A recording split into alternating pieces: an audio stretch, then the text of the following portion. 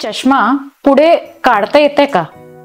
हा एक बऱ्याचदा पहिलाच प्रश्न असतो. म्हणजे ज्यावेळी मुलाला नंबर लागलाय आणि आता आम्ही अजून चष्मा सुद्धा त्यांना त्या मुलाला किंवा मुलीला दिलेला नाहीये, पण पहिला आपल्या मनात प्रश्न येतो की अरे हा आता लागला चष्मा खरा, पण आता याला काहीतरी कायमचा उपचार तरी पाहिजे. म्हणजे सारखा काय आपला मुलगा किंवा मुलगी चष्मा घालून बसणार का?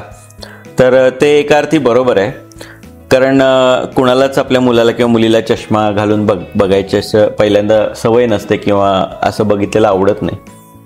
लहान मुलांचा जो नंबर असतो तो आपल्याला त्याच वयामध्ये काढून टाकता येत नाही, ही सगळ्यात महत्त्वाची गोष्ट. कारण लहान वयातील चष्म्याचा नंबर हा हळूहळू चेंज होत जाणार असतो. ज्यावेळी तो नंबर स्थिर होतो, जो जनरली 18 वर्षाच्या वयानंतर स्थिर झालेला असतो, त्यावेळी आपण मात्र लेझर उपचार, लेन्सच्या साहाय्याने हा नंबर घालवून टाकू शकतो. त्यामुळे त्याची तुम्हाला काही काळजी करायची गरज नाही, पण त्याला अजून वेळ आहे.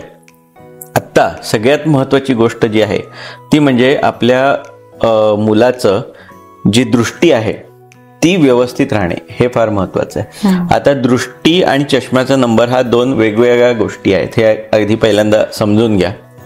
दृष्टी म्हणजे ज्यावेळी आपण चष्मा व्यवस्थित त्या मुलाला किंवा मुलीला देतो, त्यानंतर आम्ही जो चार्ट दाखवतो त्याला, तर त्याच्यामध्ये त्या मुलांना जर पूर्ण दिसत असेल अगदी शेवटच्या लाईनपर्यंत, तर त्याला आम्ही म्हणतो की ह्या मुलाची किंवा मुलीची दृष्टी एकदम योग्य आहे किंवा 100% आहे.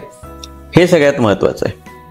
बऱ्याचदा पालकांना असं वाटतं की चष्म्याचा नंबर काय ते सांगा आम्हाला.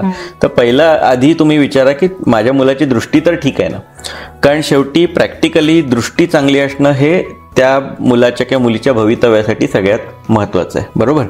चष्म्याचा नंबर हा सेकंडरी पार्ट आहे, दुसरा पार्ट आहे. सो दृष्टी चांगली असू शकते जरी चष्म्याचा नंबर असला तरी, हे सगळ्यात महत्त्वाचं. काही मुलांना चष्म्याचा नंबर जास्त असला तरी सुद्धा दृष्टी ही चांगली असू शकते. परंतु काही मुलांना चष्म्याचा नंबरही असतो आणि त्याच्याबरोबर दृष्टी सुद्धा काही वेळा कमी असते. आता हे दृष्टी कमी असण्याची बरीच कारणं असतात, ओके. तर त्याविषयी आम्ही मग पुन्हा त्याच्यामध्ये डायग्नोसिस करतो की कशामुळे या मुलाला दृष्टी कमी आहे.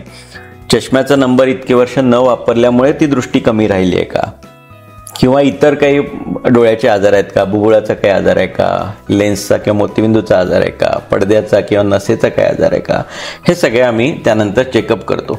आणि ह्या सगळ्या चेकअप नंतर आपल्याला लक्षात येतं की या मुलाची दृष्टी या कारणामुळे कमी आहे आणि मग त्याला आपल्याला काही उपचार करता येतील ते पाहतो. पण जर तुमच्या मुलाची दृष्टी 100% असेल चष्म्याच्या सहाय्यानं, तर तुम्हाला काहीच काळजी करायची गरज नाही. आपल्याला फक्त रेग्युलर फॉलोअप करणं हे सगळ्यात महत्त्वाचं आहे.